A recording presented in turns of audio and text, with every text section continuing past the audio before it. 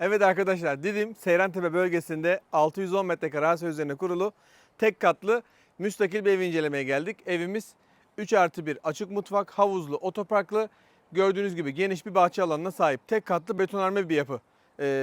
İnşaat projesi, ruhsatı, her şey evrak eksiksiz, tam hazır. Fiyatımız 13 milyon TL. 13 milyon TL'den ciddi alıcılarla bir pazarlığımız da var. Evimiz Didim Seyrantepe'de, Didim şehir merkezine 20 kilometre mesafede. Burası tatil köyü havasında. Yeşilin, oksijenin bol olduğu bir bölge. Yani hani İstanbul'dakiler tatile gidiyor ya Tekirdağ tarafına, işte biz yazlığa gittik gibi. Burası da öyle bir yer. Didim şehir merkezine 20 kilometre mesafede, tek katlı. Şu an kamerada görüyorsunuz yapıyı. İşte önünde çok güzel bir havuz var, geniş bir yeşil alan var. Otoparkı var, kamelyası, barbeküsü, her şeyi hazır. Yani gerçekten nasıl diyeyim? Yani bu son dönemde popüler olan bir yapı. Çünkü niye popüler olan? Artık işte görüyorsunuz yani dünyanın hali, yani işte depremler, seller, felaket, yangınlar falan derken zaten ileride böyle yapılar gerçekten çok değerlenecek. Toprağa, böyle yeşile hasret bir zamana doğru gidiyoruz maalesef. O yüzden böyle yapılara bence yatırım yapmak lazım. Yani imkanı olan herkes bence tek katlı veya iki katlı en fazla böyle geniş bahçe alanına sahip müstakil bir yapısı olması lazım. Yani ben de eğer imkanım olursa böyle bir yapının hayalini kuran biriyim mesela. Neyse, bakın evimizin otopark alanı, başkanım izin vermedi konuşayım. Evimizin Kardelen Dedeoğlu kentte yerimizi ayırdı. evimizin otopark alanı. Evimizin otoparkından şöyle 3-4 basamakla ne yapıyoruz? Bahçeye doğru giriş yaptığımızda bakın sağ tarafta az önce gördük zaten burayı. Çok geniş bir yeşil alan var. Çimleri yeni yapıldı. Buranın inşaatı da yeni bitti.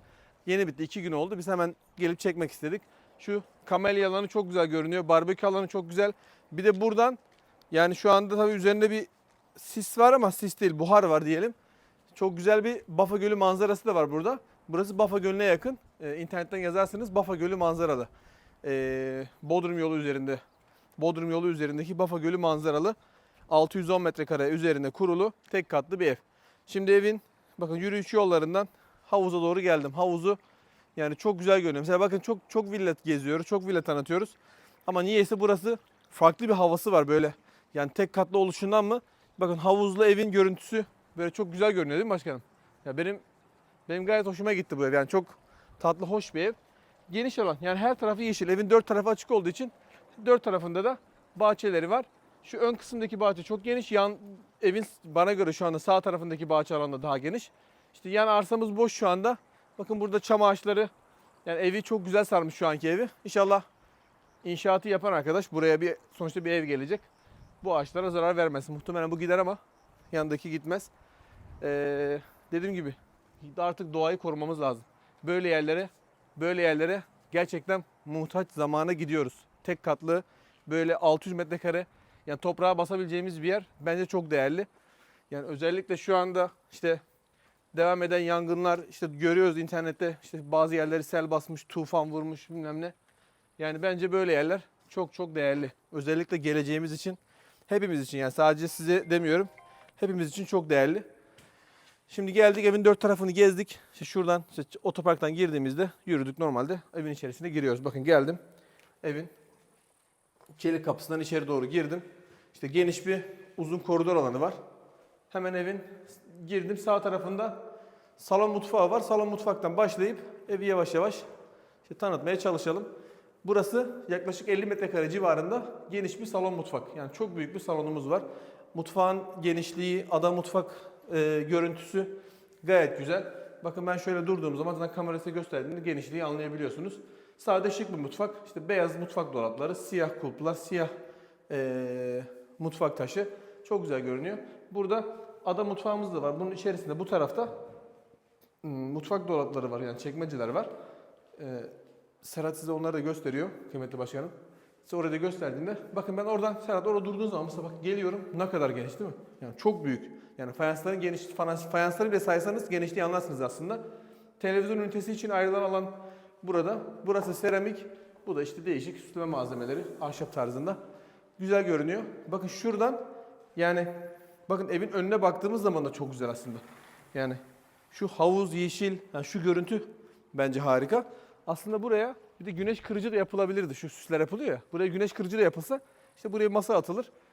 Sabah kahvaltıları burada da yapılabilir. Öyle bir şey yapmasak bile zaten evimizin salon mutfağı çok geniş. Bakın 50 metrekare civarında çok geniş, güzel bir salon mutfağımız var. Burada bir ortak kullanım banyosu var. Bakın banyonun genişliği fena değil. Buraya çamaşır makinesi, işte üstüne bir termosifon gelir. Her şey burada var. Her şey var. Ne dedik? 3+1 zaten bu ev. Ebeveyn banyolu bir yatak odamız var. Burada banyosu. Burada ön cepheye havuza bakan bir oda. Bakın buradan da görünüyor. Bir de bu evin neydi? Tüm kapı pencerelerinde bakın şöyle kumandalı Mosel marka otomatik panjur sistemi var. Evin güvenliğini bunlarla sağlıyoruz. Yani isterseniz yaz kış oturabilirsiniz, isterseniz yazlık olarak kullanabilirsiniz. Yani bölge iyi. Bak bulunduğu bölge Seyrantepe diye geçiyor. Seyrantepe'nin merkezi konumunda bu arsa, ya bu evin konumu merkezi konumunda. Bulunduğu yerin merkezinde. Bu odamız geniş. 30 metrekareye yakın. Güzel geniş bir oda. Banyoyu göstermiştik. Salon mutfağı gezdik. Bakın burada bir tane yine 25 metrekare civarında güzel geniş bir yatak odamız var. Her odada dediğim gibi her kapı pencerede otomatik panjur var. Burada vestiyeri göstermemiştik. Bakın vestiyer alanı gayet geniş. Derinlikleri güzel. Bol bol dolap konulmuş. Evet, evimizin içerisini ne yaptık? Gezdik. Bahçeyi de komple gezmiştik. Ama bu görüntü gerçekten çok güzel. Yani drone görüntülerini zaten biz bol bol şimdi videonun içerisine ekleyeceğiz. Şu görüntü, yani şu havuz, işte evin tek katlı olması, şu yeşil alan gerçekten çok güzel. Yani bunu birkaç defa söyledim ama herkes bunun farkında. Bence bu tek katlı böyle, yani bir 500 metrekare bir dönüm, işte şeyler söylüyor ya, işte İlber Ortaylı falan çıkıp işte diyor ya, işte bir dönüm bir yer alın, işte kendinizi toprağa basın. Yani bu gerçekten çok önemli. Bunu belki 5-6 sene önce çok anlamıyorduk ama yani dünya gitgide kötüye gidiyor. Bakın işte bu yangınlar, işte depremler, felaketler falan filan, bunlara ihtiyaç var. Hepimizin buna ihtiyacı var. Böyle bir yere imkanınız varsa kaçırmayın. Keşke herkesin imkanı olsa, herkes alsa. Burası 13 milyon TL. Didim Seyrantepe bölgesinde 610 metrekare arsa üzerine kurulmuş tek katlı 3+1 açık mutfak bir ev. Evin otoparkı var, havuzu var, kamelyası var. Ne dedik? Tam müstakil, 4 tarafı açık. 13 milyon TL'den ciddi alıcılarla bir pazarlığı da var. Bu evle ilgili bilgi almak isterseniz aşağıdaki numaradan bana ulaşabilirsiniz. Kanalıma hala abone değilseniz abone olup bildirimleri açmayı lütfen unutmayın. Bir sonraki turda görüşmek üzere.